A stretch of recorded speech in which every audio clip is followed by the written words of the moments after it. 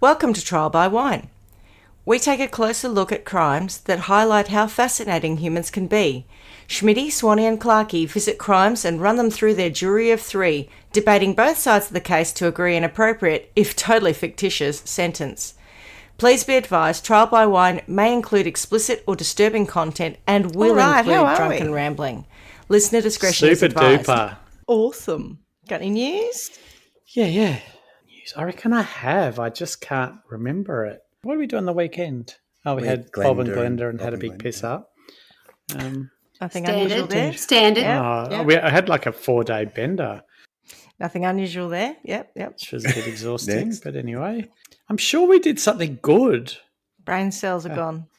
Mm-hmm. Yeah, that's right. Did you do anything nice for Easter? Anyone? And then we had Anzac Day, of course. I'm down a child. One of my children has gone to the UK to live for 10 weeks. Yeah, so that was our big kind of getting him ready to fly. So he left on Friday. So what we're now 5 days later or something. So he's settling in over there and it feels very different. Did you cry? So at the end, it was all a bit frantic at the airport and he left and I was like, oh, he was getting a little bit, but okay. Like he wasn't crying or anything because he was with another kid from school. And I was actually surprisingly fine. And on the way home, I was like, oh, God, I feel a bit weird. I didn't cry and it just doesn't feel like it's real. And we got home and my eldest son said, oh, look, let's have a look at Seb on the runway. We can see him.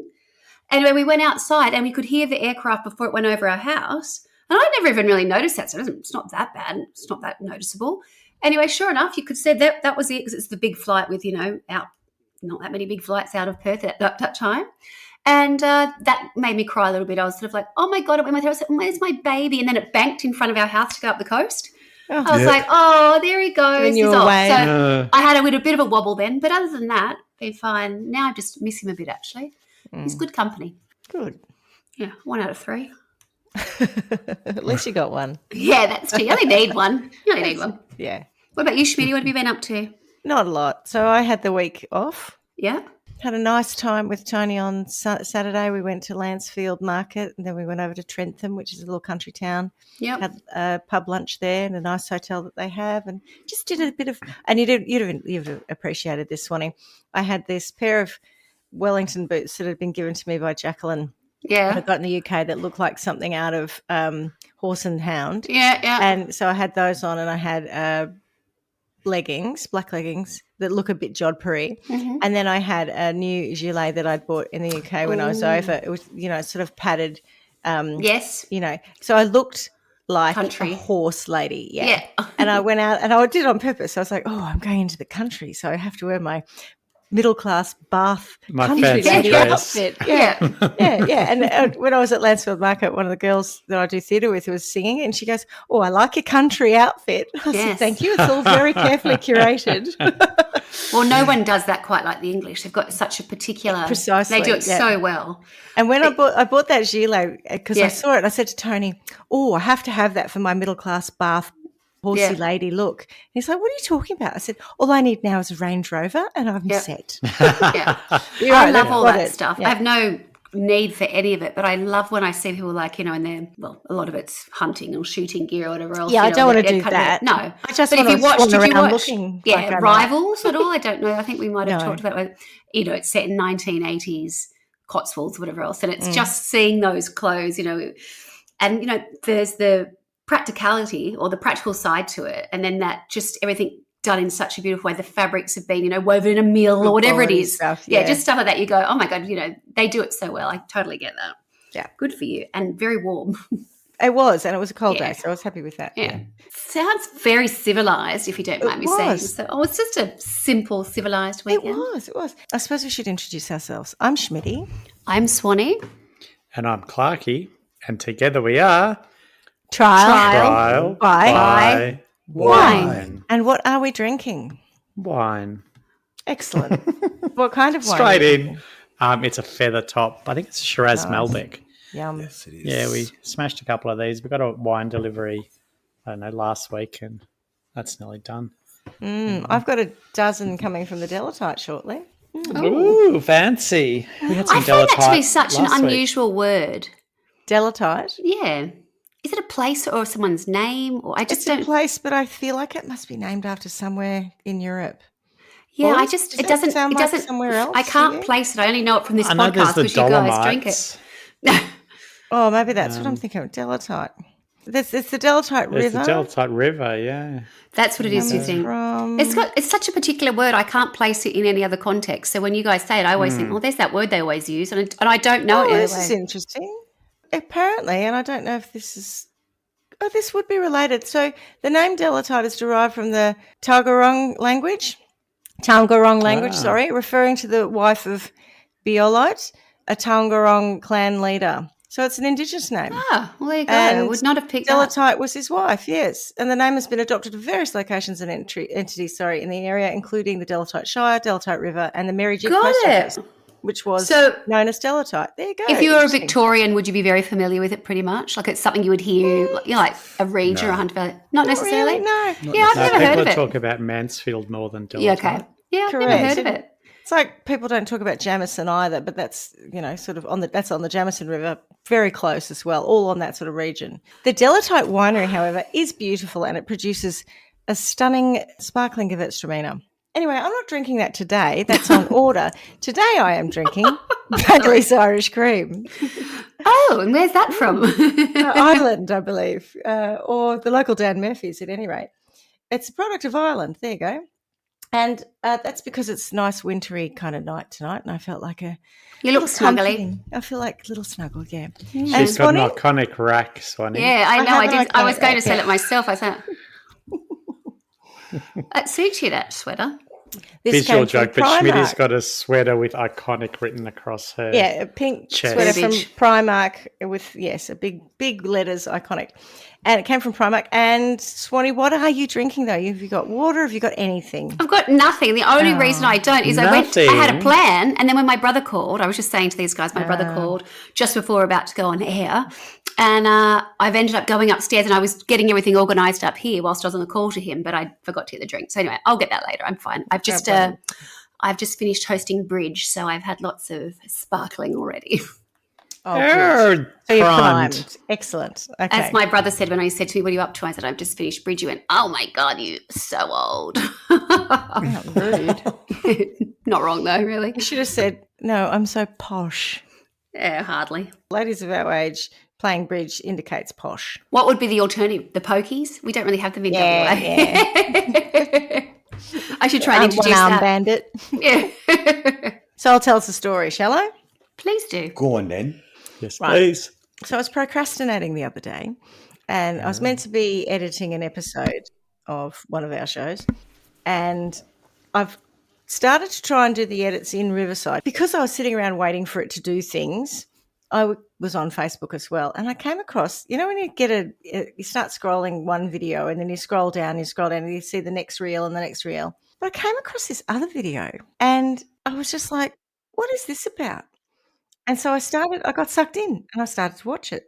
And that's how I came across this story. Oh. My sources are an episode from 48 Hours, which I say I'll tell you the name of later, but I'm not sure I've actually remembered to write it down. I hope you're going to quote the I mean- Facebook reel that you... I think it was off this 48 Hours. It was Okay.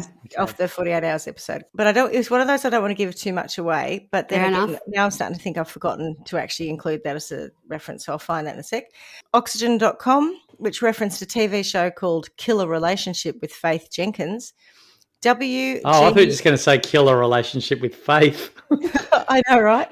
That would have been funny. I thought that at the time when I was writing it out. I thought, WGEM.com, CBSnews.com, newschannel20.com, dailymail.co.uk, KHQA.com, and muddyrivernews.com. Oh. Where's Muddy River? Where isn't Muddy River? You've piqued my interest. Nearly every Well, the river in story is Australia in is muddy. Quincy, Yeah. Illinois. So I'm going to hazard a guess. Where are you, Illinois? We're in Quincy, Illinois, and I'm going to hazard a guess that Muddy River News is something to do with the Mississippi River, which runs through the Illinois, does it not? Illinois. It might actually. I might start I there or don't really something, know. because I feel like it might have my been the book I read geography's recently. rubbish, but Are you looking that up? I was going to Swanee, say, as our geography lady? What's that? I was going to, but the reason I was going to say, there's a book that I've read recently, which is like a retelling of Huckleberry Finn, and it's from the perspective of Jim. Yeah. And I'm pretty sure there's an illustration at the beginning and it has like an old style illustration. I think it says Illinois at the top because I would have said absolutely not, but I think it might be. Look out for me, oh muddy water, your mysteries are deep and wide. That's from, what is that from? That's the Huckleberry Finn Showboat. musical. No. I learned something. Look. I can't think of the name of it now. God. Illinois, and I think that's the Mississippi. The Mississippi, yeah. And it ends with Mississippi down here, but we've got Arkansas, Tennessee, Kentucky, Missouri, and Arkansas. I just love old Arkansas. Love my ma, love my pa, but I just love old Arkansas. What's it called? Big River. 1984 Tony Award-winning musical called Big River, which is set. Hugh Jackman? No, it was.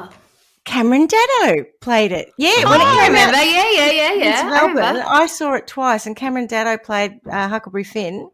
It was just magnificent, and it's one of those shows that I'm sad hasn't come back because it was I've just caught myself doing one of my yes. I just did it. I didn't know that I did that. Now that I've seen it in writing, and I've just heard myself do it, I went, there it is. Oh my God. Don't worry, it's a little one that I'm saying, yeah. So I wouldn't worry about it. So Illinois, and we have just established the Mississippi is through Illinois, and I'm pretty sure that's the Muddy River in question when we're talking about Muddy River news. So we're diving straight in here. Ready? Ready? 1, 2, 3. At 3:03 p.m. on the 23rd of February 2023, Bill Postle received a text message from his son-in-law asking if he could call his daughter Rebecca Postle Bliefnick to find out when she's getting the kids because the school had called the dad to say no one had picked them up. He said he'd also had sent Rebecca some texts, but he'd had no response from her, he being the husband. As Rebecca and her husband Tim were separated and about to go to court for their divorce, Bill tried to contact Rebecca and went to her house at 3:30 p.m. where he found her shot to death in the second floor bathroom. Oh. That was a quick story. How'd you get into the bathroom? It's his daughter's house. So he went upstairs looking for her and he found her. He went to the neighbour's house to use their phone to call 911, which I thought was weird because it's 2023, but it's not material. Okay. It's not really material. So the police are then dispatched to the home and they begin an investigation. So who was Rebecca Bliefnick? What's her name? Bliefnick. Bliefnick. Okay. Bliefnick. It's Bliefnick. Rebecca Bernadette Postle, or Becky as she was called by everyone, was born in Quincy, Illinois in 1981. She did very well at school, graduating valedictorian at Quincy Notre Dame High School and then going on to Quincy University, where she got a bachelor's in biological science with a minor in chemistry. She was a smart one. Whilst at university, Becky met Tim Bliefnick, who was good at sports. Oh, look, I don't know anything about American rules football, so I'll quote this from the university website, which is quincy.edu, 2019 Hall of Fame class. So this guy was inducted into their Hall of Fame, right? Tim Bliefnick, 05, was a linebacker on the football team and finished with 287 career tackles, fourth best in school history. His 104 tackles as a senior in 2004 ranked fourth all-time in a single season. Bliefnick also was named to the NAIA All-American second team and the Don Hanson All-Region first team that season. Bliefnick was named... You're clearly a fan of this, aren't you? To numerous all-conference teams. I don't know anything about it, so I just thought it sounds good. I'll put it in. Yeah. All conference teams during his career and was an NAIA All-American Scholar Athlete. Bliefnick was a 4-time recipient of the Kevin and Sue Briany Scholarship, and he received the Mart Heinen Award his second year, given to the most outstanding male and female senior athletes at Quincy University. So, yeah, he was good at sports. Tim and Becky fell in love, and they were married in 2009. Tim was working as a salesman in the recycling industry, and Becky was working as a top salesperson for a pharmaceutical company, and they were kicking goals. By all accounts, they were practical and family-oriented and prioritised a deposit on their home over a fancy wedding. Becky was keen to start a family, and according to her sister Sarah, she put her ambitions to become a doctor on hold to have her children first. So she had her first son in 2011 and followed up 2 years later with their second son. And things were really good initially. When I say initially, for the first, 5-10 years. they seemed happy with each other and they enjoyed having their children. And obviously, like so many of these stories from the outside looking in, everything was idyllic and it seemed like a very happy relationship. Becky had always wanted a career working hands-on with people in the medical field. So she undertook a nursing degree, which she graduated summa cum laude from Blessing Ryman College of Nursing and Health Sciences, and gave birth to her third child during the spring break of her final year, which would have been 2018. Well-timed. Yes, and I read that she only had one day off for that. Like, so she's pregnant pretty much throughout her third year, manages to have the baby in her spring break. She's organised. One day off. She's driven is what she is. Now or never. And it would seem to be around the time of her taking up nursing studies that things started to change between Tim and herself. She was, as I say, she was a go-getter, right? So she was packing a lot into her life. She worked for Quincy Medical Group in gastrointestinal surgery. Then she went to work in the Blessing Hospital's ER. During the COVID pandemic, she worked as a travel nurse at 2 healthcare centres in Missouri and was nominated for an International Daisy Award for her exceptional care. She was also a certified trauma nurse specialist and a sexual assault nurse examiner, and continued her studies throughout all of that because she wanted to be a nurse practitioner, so she was working up to that.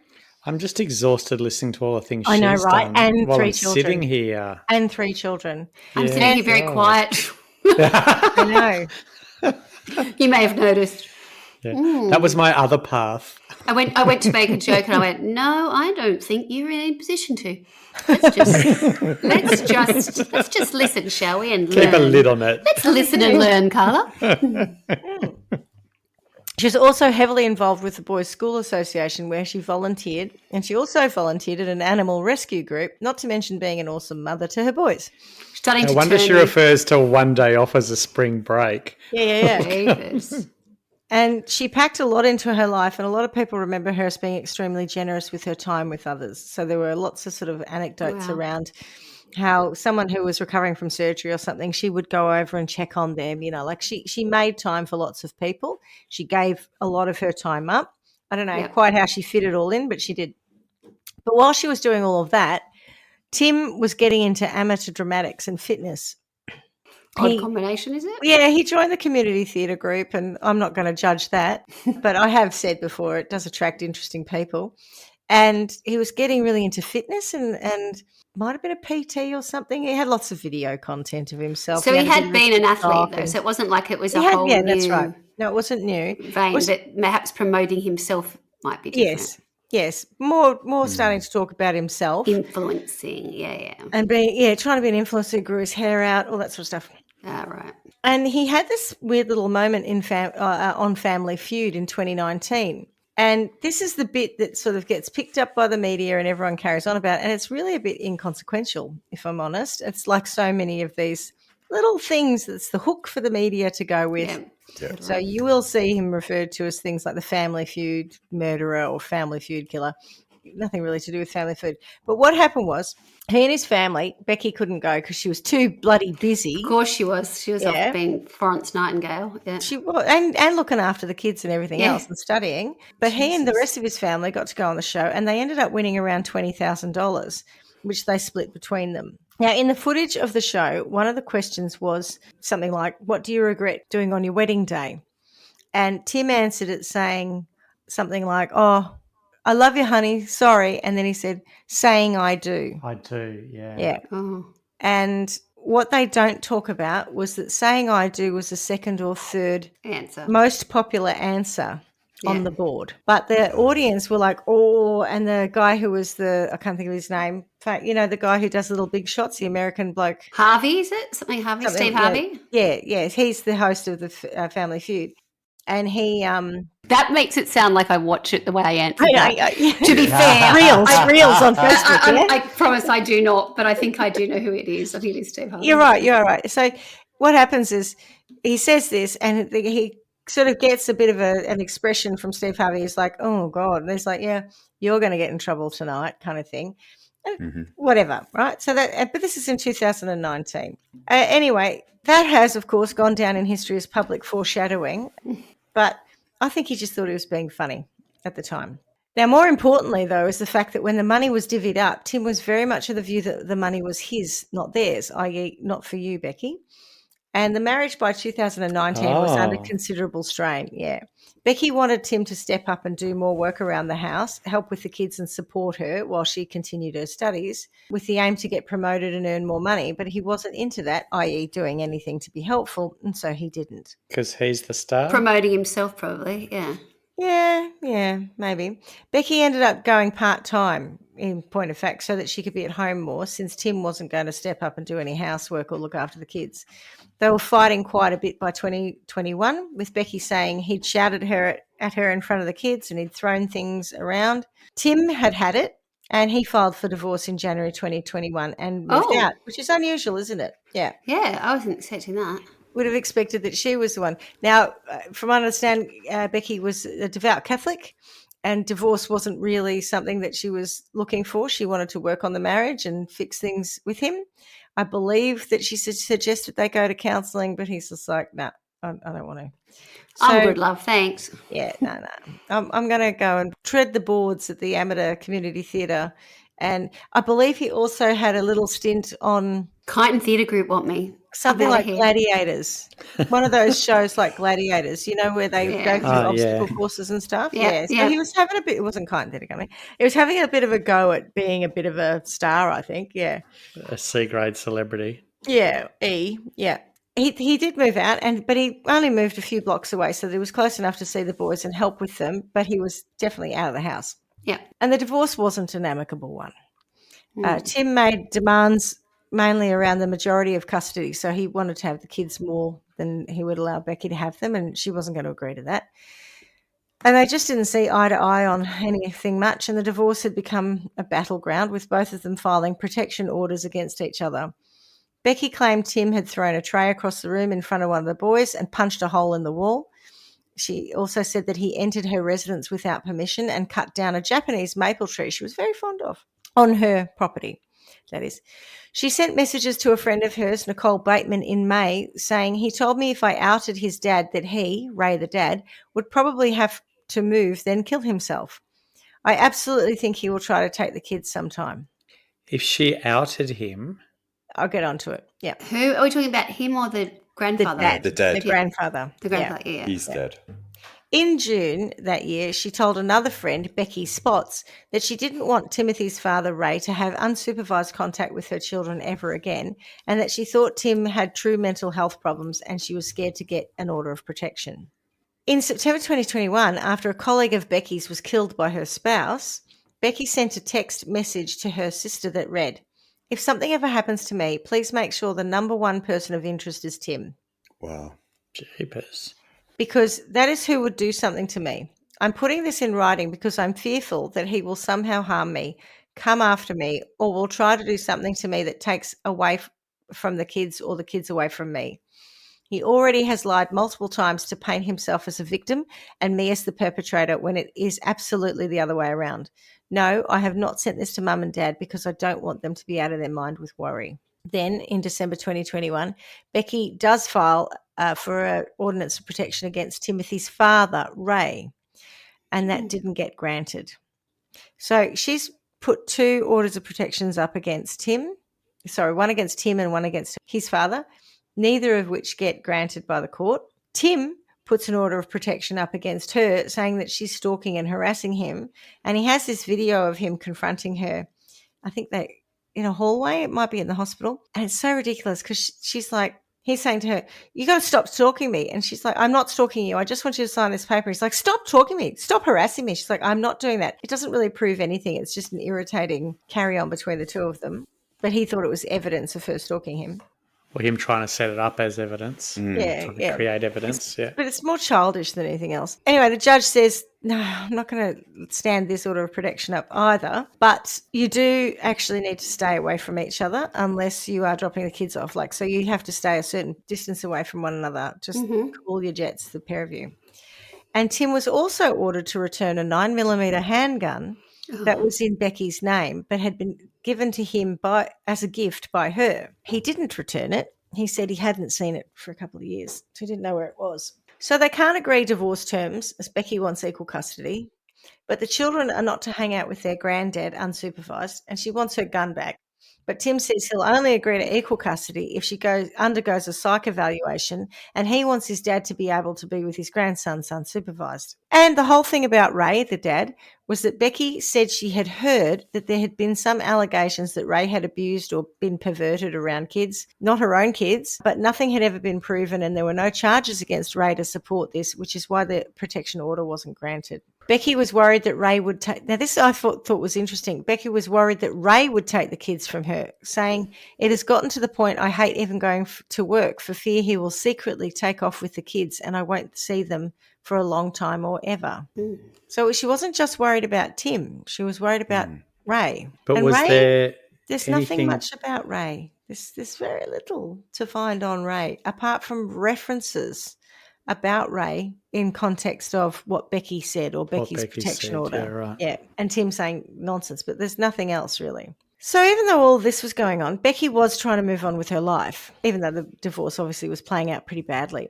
She'd met a bloke who worked in healthcare and they'd been dating for a bit and seemed to be getting on really well, and his name was Ted Johnson. So Ted and Becky had a date on the 13th of February 2022, and Ted stayed the night. Ted and Becky had a date on the 13th of February, and Ted stayed the night. At around 12:30 a.m., Becky's neighbour, Taylor Hyman, stop it.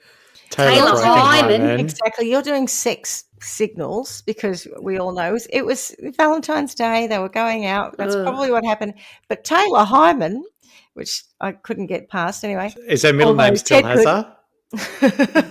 I don't think so. She's a married woman. Mm-hmm. Oh, okay. Gets an alert.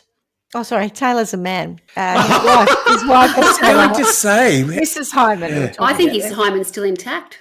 I think Taylor's is, yeah. He gets an alert off his security camera and sees footage of someone walking up and down the driveway, which I think is either shared with Becky's or is right next to her property. Yeah. So we're now back to our starting date of February 23rd, 2023. Investigators have swabbed Ted Johnson and they pretty much discount him immediately from everything. He didn't have a gun. There's nothing to indicate any issue between him and Becky, and he probably was at work when it all happened, or, he wasn't there, alibied out. At the scene of the crime, they find that an upstairs window of one of the boys' bedrooms had been prized open and broken, and a shoe imprint was left on the carpet. The door and door frame to Becky's bedroom had been damaged, indicating someone had kicked it in. Becky's mobile phone was on the ground behind the bedroom door. Becky was lying on her back on the floor of the bathroom. Around her were several small pieces of plastic as well as shell casings. She had been shot 14 times. Oh, what? Jesus. With a 15th shot not hitting her. She'd been shot in the hands, arms and chest with a bullet passing through a lung and one through her spine, paralysing her. Oh, gosh. And the medical examiner thought it was very likely that she'd lived for a short while after the attack. So she did not die instantly. When they inspected her mobile phone, Becky had tried to call 911 at 1:10 a.m. but had misdialed the call and it didn't go through. They believe that someone entered the house from the boys' bedroom, came down the hall where she then saw them, and she tried to close the bedroom door and it was kicked in, and then she likely ran to the bathroom where she was shot dead. The timing of Becky's death was coincidentally a week before the divorce trial was set to happen. So police pretty quickly started to look at Tim as a suspect. Also, friends and family were open about the myriad written concerns that Becky had sent them about her safety. They had no witnesses though, so just like in the TV shows, they had a look around for any security camera footage and they were able to find something of interest. Not on the night of the murder, but over the course of a few weeks prior, they see a person on a bike riding in winter and in the wee hours of the morning past the town's bus depot and over in the direction of Becky's house. And then they see the same individual riding back about, some time later. They can't identify the person, but the timing is such that they can line it up with the security footage of the person in the driveway at Becky's house taken from the Hyman's security camera. And the only thing of interest about that is that the bike has no reflectors on the wheels. So unlike the TV shows, the CCTV is grainy, dark, smudgy. You can't make out any. It's grey, grayscale. Yeah. So there's no identifying features apart from it's a bike, and there are no reflectors on the wheels. So a few days after Becky's murder, they found a bike about a block from Tim's house, which had no reflectors on the wheels, and it was a blue Schwinn, I can't remember, 19 or 20-inch dirt bike, I think. And they decided to search Tim's house and car, and he cooperated with them, no problem. And then 2 weeks after Becky was murdered, they arrested and charged Tim with her murder. So what did they think they had on him that was compelling enough to charge him? It turns out, of course, that Tim had been doing some internet searching. Oh, And I don't know how many times we need to say this, Clear but it's your a history. bad idea. Or clear your history, yeah. Even clearing your history won't clear Use it. someone else's Correct. computer. Incognito mode, anyone? No. Anyway, Yeah. use someone else's computer, yeah. So he'd been searching for things like how to open my door with a crowbar, how to make a homemade pistol silencer, and how to clean gunpowder off your hands. Also, if you remember that night... Just interested. asking for a friend. I don't think that means anything. Yeah. Yeah, there's nothing to see here. Well, don't worry, the defence lawyer pretty much said, well, we've no idea when he made those searches. You know, they're not time-stamped. That's not relevant, Your Honour. Yeah. Surely They what would he be, actually. should do is, my friend wants to know how to clear gunshot Asking for a residue friend. off. Yeah, that's right. It's not me. I agree. But to your point, Swanee, I don't know how they couldn't have been time-stamped. Yeah, I don't understand. That wouldn't So have been I like was like, some kind of order or whatever. Yeah. I think she just said that. Oh, you don't know when he did that? Well, yeah, we do. It's on his search history. Yeah. Anyway. Exactly. I mean, it's not like this was 10 or 15 years ago. No. This was 2 years 2 ago. years ago. Yeah. So if you remember that night that the guy walked down the driveway when Ted and Becky were home Yeah. having a nice time, the 13th of February, well, it turns out coincidentally that Tim was looking up the rego and the VIN of Ted's car about 20 minutes after that footage was taken. Ted's car. So not the guy she was on the date with, but Ted the neighbour. No, The Ted Ted is the the guy. lover. Ted the Sorry? lover. Ted was the lover, not the Ted's neighbour. this Sorry. part of this. Ted's this Oh, one. I'm getting mixed up with Hyman. Sorry, my mistake. Ted was the Ted. That makes more sense to me. Got it right. Ted is the lover, yes. So, Schmidty, they had a timestamp on when he was searching for the red show, Yeah. but not anything else. How about that? Yes, they did, clearly. How I'm funny. telling you, Yeah. Worst Excellent defense lawyer. ever. Yeah. It's a shocker. Yeah. Yeah. Not that there's much to defend, in fairness. They also found spent shell casings in Tim's house, and a ballistics expert said that 27 of them had been fired from the same gun used in the murder. They didn't find the gun itself, but they found a crowbar, and there was an expert who said they couldn't definitively say it was the same one used to open the window, so that didn't go very far. Schmidty, asking for a friend, do you know the answer to how do you clean gunshot residue off your hands? GSR off your hands. Not really, but I always give everything a go with fairy liquid first. And if not, then I would say some gumption, a bit of abrasive gumption, something. yeah. Righto. You'd want to make sure that you've got a nail brush because Yeah, it'll nail get right brush. up in your fingernails as Yeah. well and under your fingernails. Yeah. So, And in your With that clips. gumption, do you have to take off 2 or 3 layers of skin to make I sure you think get it if you all really off? want to get rid of gunshot residue, I would be taking 2 layers of skin off minimum. Yeah, right. Okay, good. Just Thanks. saying. I I'll don't make know sure for I pass that but- on to my friend. Yeah, that's probably how I would address that. Yes, I feel like a helpful column.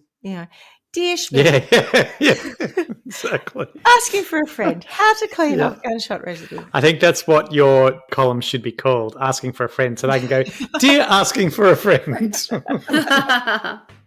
Yes, it's a good idea. So he'd also set up a fake Facebook account, and I think it was called something like John Smith or something. Oh. And he'd been looking at Brilliant. buying a bike on Marketplace about 3 months before Becky was killed. And in fact, he looked at a blue Schwinn bike, which was exactly the same make and size, etc., of the one that they found a few blocks from his house, but he didn't buy it. He actually bought a different one. He bought a black one from a different brand. But it seems like a bit of a coinky dink, doesn't it? Again, the defence lawyer's like, well, I'm not proud of it, but I've got a fake Facebook account. Everyone does it, so it's not really a thing. I'm like, well, I haven't. No. I don't think it is. I don't think it is a thing, bad defence lawyer. So the bits of plastic around Becky were likely from a recyclable Aldi bag, which Tim had loads of in his house. someone had used it as a makeshift As a silencer. Ah. Now, his DNA was on the bag, but they Is that what they argued- say when on the recycling of the Aldi bags? Other uses for this bag. I haven't seen it, but apparently it could work. Yeah, because I don't think anyone reported gunshots. In fact, I know no one reported gunshots, so it must have been fairly effective. And they were these little bits of broken plastic, like all weird, like someone had, chewed it, like a dog had chewed it up or something. That's what it looked like. Do you have to stuff it with a certain Aldi product to make it most effective for silencing? Asking for a friend. No. And I'm not sure, but I would assume it's a bit like shooting through a pillow because that also has the same effect in terms of silencing. So it's some kind of deadening. Is that just your default position on that? Well, look, now that I know this, if you haven't got a pillow handy, apparently a recycling bag will do a good job. But it's one of those thick nylon ones, like when I say the silver lining bag, or no, it wasn't one of those. It was more like cooler bag. Not the cooler bag, more like the forever bags that they're trying to. Okay. I feel like you have to put a tub of Greek yogurt inside the bag to help with the silencing. There's got to be some. Would help. It'd Aldi be very product. messy, but yeah. I thought a packet of those mess. Italian biscuits they used to make tiramisu.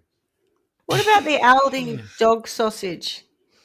Ooh. Perfect. As long as you don't want it to be too much like meat because it might slow the bullet down. Don't worry, it's not too much like meat, the Aldi one. It's called Julius or something. Very little like meat. Yeah, Julius. Yeah, don't worry, it's not much like meat. That'll be all right, yeah.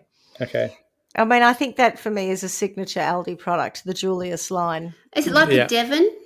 It's like a Devon. Yeah, it is like a Devon. Yeah. Oh, well, that's good to know. You can interchange it with a Devon if you don't want dog food. If you're not an Aldi shopper. Correct. I'd struggle a bit. I don't have an Aldi nearby. It's good to know I could just go and get a knob of Devon. Of Devon, yeah. A full knob, though. You can't just get it. Like, can I have half a knob? No, sorry. Got to be a full knob. No, you got to get the 1.2 It'll be too noisy. What'll be too noisy? The fight of the kids because there's not enough Devon. So the thing about the Aldi bag was that his DNA was on the bag and possibly fingerprints or the bits of bag, but he had all these bags and he was putting the kids' stuff in the bags and, when he's dropping the kids off. Yeah. And that. So they were like, well, look, that could have just been someone came, grabbed the bag, shot her through it. It doesn't necessarily There's say a reasonable doubt circumstantial. explanation. It's circumstantial, yeah. There was also DNA under Becky's fingernails, and I found this very interesting because when they analysed it, it could have belonged to Tim or the three children, the three boys. And I thought it was really interesting that they couldn't get to the point where they could specify it was Tim's DNA profile over the three boys. They just knew that there were like four people are related to this DNA. It could be any one of them. So that was interesting. And the shoe print in the bedroom didn't match any of Tim's shoes or his foot size, which is interesting. Were they bigger? I think it might have been. I'm not 100% sure. Yeah, I bet they weren't shorter. I bet they weren't smaller. I don't think it was smaller, no. On balance, when you look at the evidence, in terms of like hard evidence, there's very little hard evidence to link him to the scene, Little factual evidence kind of thing. Yeah, so you can link that the gun that shot her shot those other casings in the house, but there's no gun, there's no fingerprints on the gun, So it is actually all one of these circumstantial cases. As I said, Tim's legal team wasn't very good, though. He protested his innocence, saying that he believed the prowler had broken in and killed Becky. But the jury didn't buy it, and he was found guilty of the murder of Becky Bliefnick and was sentenced to 3 natural life sentences merged into one. And I have no idea why you would say I'm going to give him 3 life sentences and I'm going to merge them into one. For one murder. It's all a bit weird. And this basically means he's in prison without the possibility of parole. So it's like a whole life order like they get in the UK. Yeah, right. Tim's legal team filed an appeal in 2024, but the Appellate Court 4th Judicial District said, no, that's denied. He then tried to appeal that with the Illinois Supreme Court, who also said no in January 2025.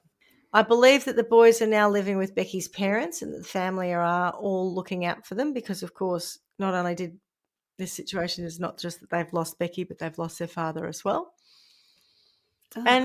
Pretty much that is the Family Feud killer case. Another media-bestowed appellation that is absolute nonsense and nothing to do with the real guts of the story. On balance, like Scott Peterson's case, I think he probably did kill her, but there's not much evidence to support that or at least link him to it. Is he legally guilty?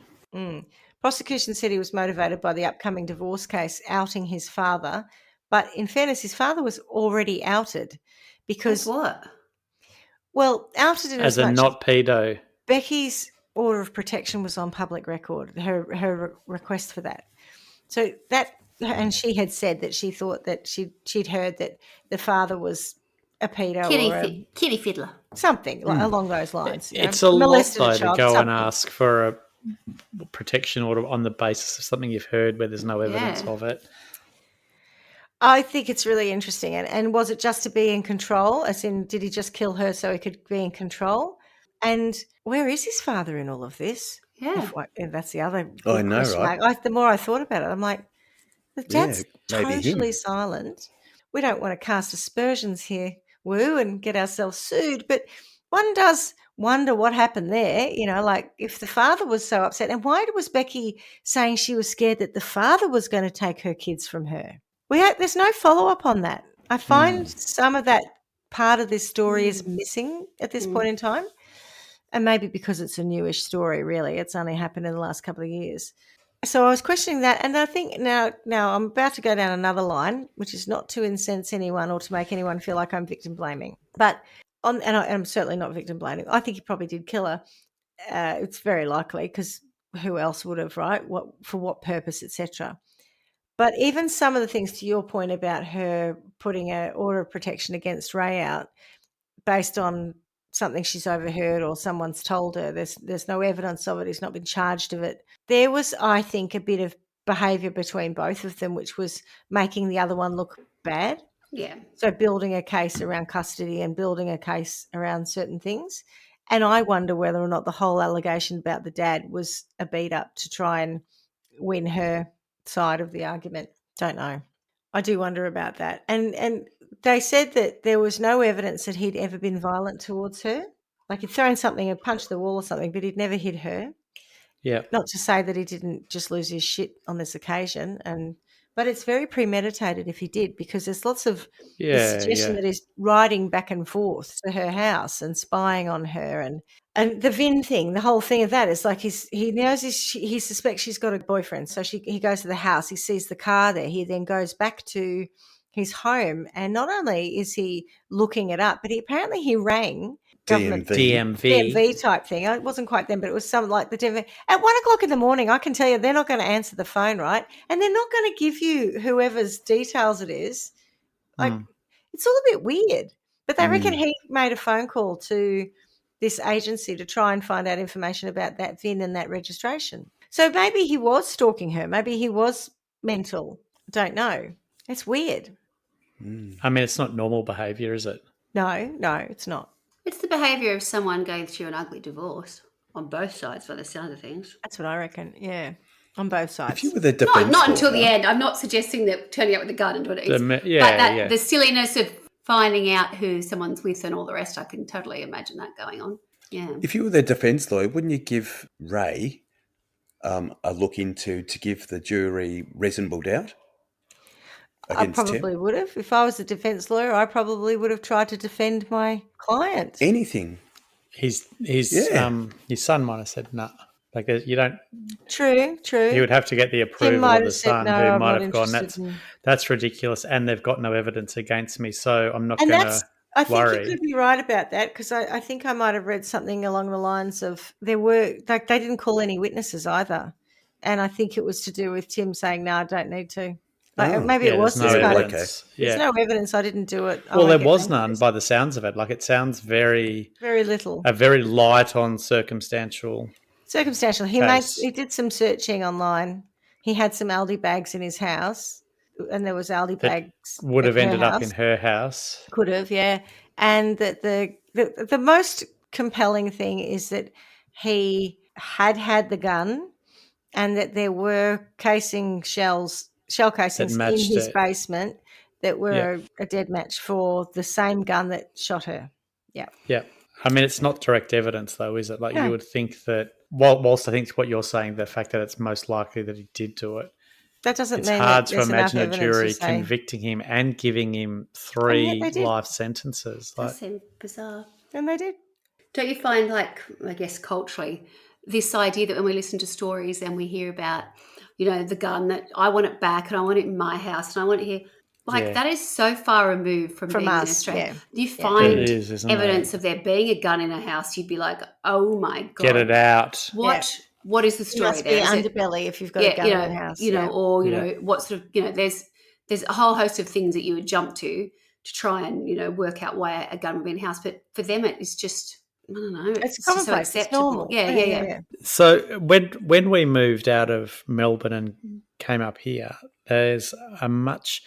It's not like it's a loose gun farmers culture at all, but people have guns up here, and they talk about the fact that they have guns, and no one's bothered by that. It's not at all threatening. Are they 9mm handguns or they're rifles? No, they're absolutely. They're working things. They're for the purpose that you need to have them. But what I'm saying is that it's that there's a very different way that you can look at guns in and around you in a community, which is completely non-threatening because no one's running around killing people with them. Yes. They have them for a very different purpose. And I could see how in America people would have guns for their protection, not to go around killing people.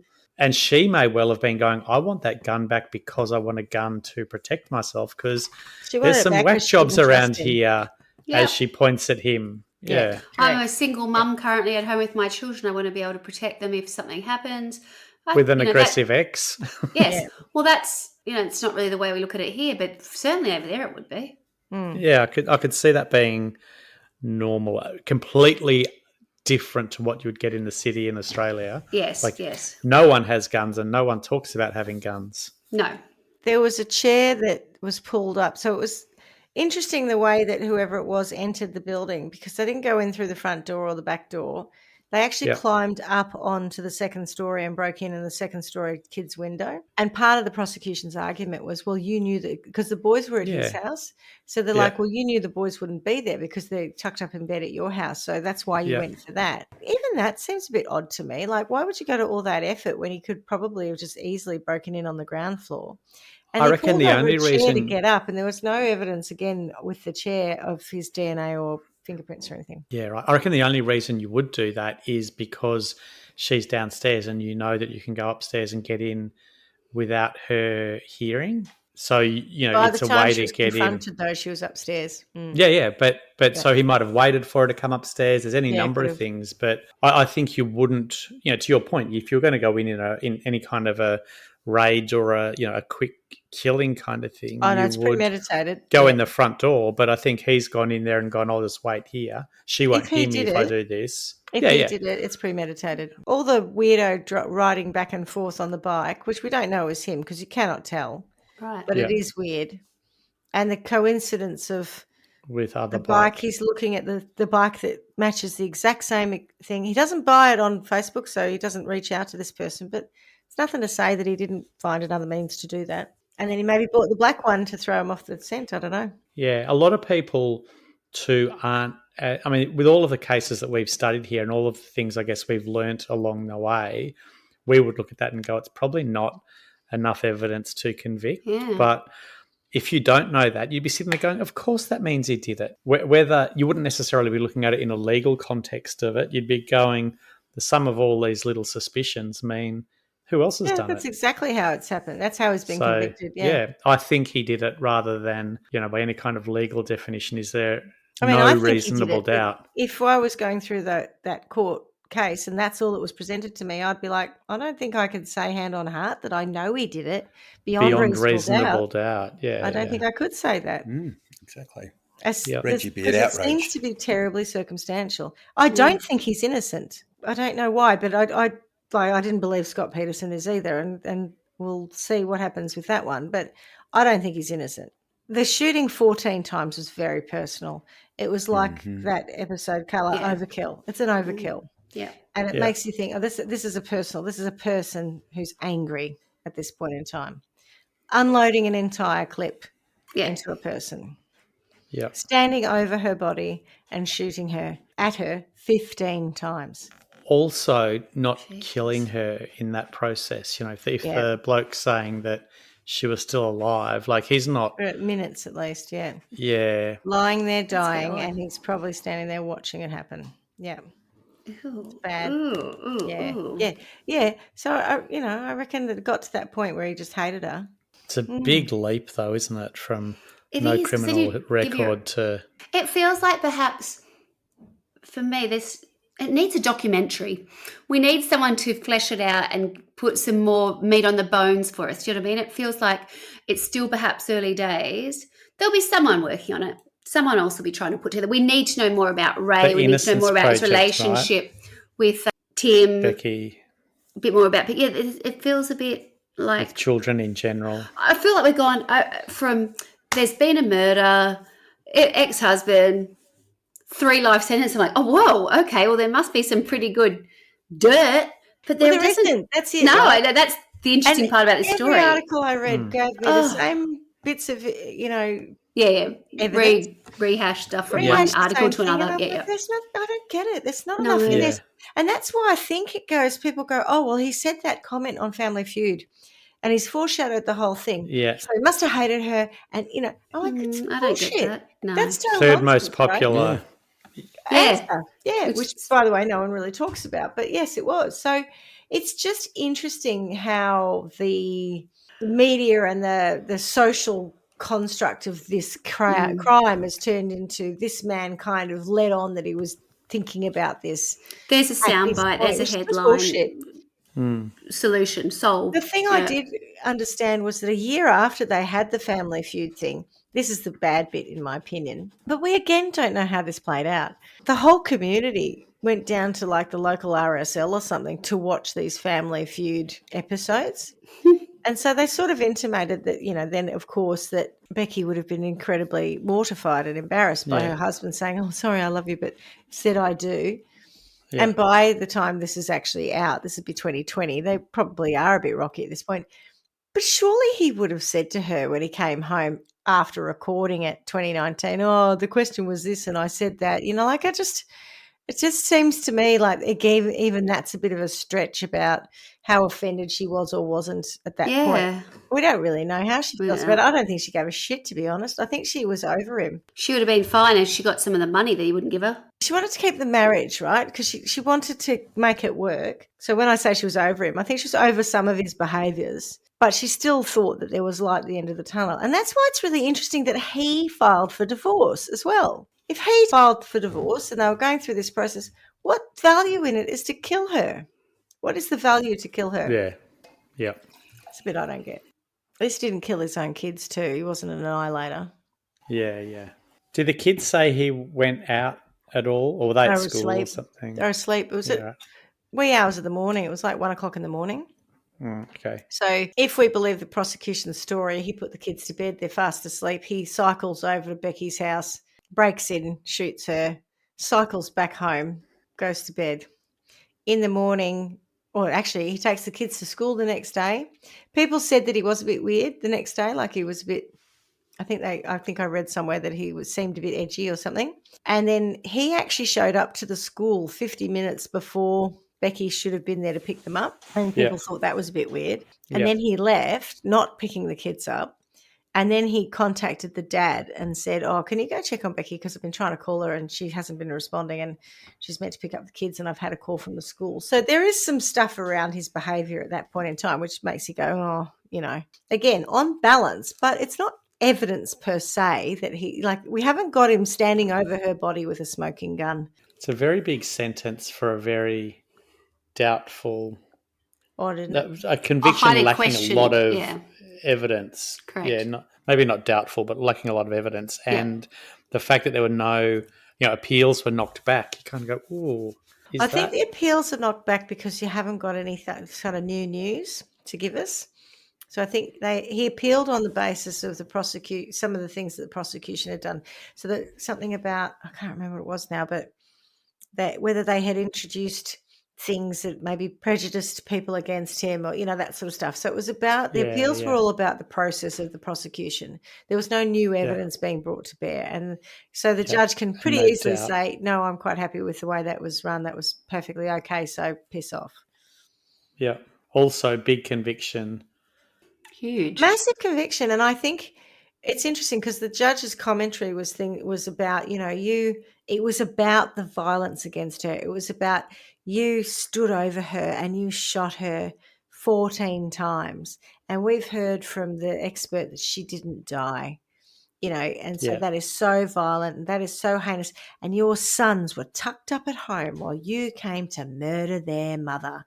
That was the kind of sentiment that sat around the closing statements of the judge, which I think is all weighing into you're never coming out of jail. Yeah. Yeah. Interesting. It's a sad one too. I knew it would be. I don't know I can sentence anyone. Well, I mean, if he did it, then life sentence is probably fine. And as I say, I Why are there probably 3 life wouldn't. sentences? I don't know. That is nonsense, isn't it? Doesn't Rolled into one. You only live once, like literally. So I don't get it. It was But maybe normally to there'd be make it. 3 We're murders to taking get it 3 so life sentences. seriously. I'm confused. I feel You've like there's stolen your children's mother's life and you've taken that from your children. And there are 3 children. So I have no idea, right? I'm making this up. But I'm just going to go, why would you go 3 whole life sentences? It's just weird. And then say, to be amusingly, served concurrently. Well, of course they are, because I've only got 1 life. Yeah. Crazy. Well, Swanee, do you want a sentence or are you just perplexed? No, I don't want a sentence. I don't think I've got enough. Yeah, it's weird. And because they've gone so far, I'm like, I feel like there's something missing. But I feel like there's something missing. I think the moral of the story is don't leave Aldi shopping bags lying around in your house. Or at least clean your DNA off them. Yeah. Agreed. Well, no, if you just don't have them, no one can pick one up and use it as a silencer. Yeah. God, I don't. Get rid of your shell casings. If you looked in my boot, they'd be like, there's no Aldi ones, but there's certainly, it's like full of reusable bags. It's like, oh my God, what's this woman been up to? Even what we just said, just back to the case, if you were going to go and shoot your wife 14 times and you had been firing shells from the same gun in your basement, you would know they would look at your house and search you. You would get rid of those shell casings, wouldn't you? Certainly would. There is something weird about him having the shell casings that match the gun. It's just either he's an idiot, a massive idiot, or he didn't do it, or something in between. It's just weird. It's just, to your point, Swanee, something's missing, isn't it? Yeah. Strange. I think we might hear more about this in the future, perhaps. It might be one we have to come back to. Yeah. And speaking of things we might need to come back to, I meant to say this at the top of the episode, but just a little catch up for us all. And I can't remember the name of the case that we covered, but do you remember Chad and Laurie Daybell? Yeah. Who, Swanee never remembers anything. Yeah.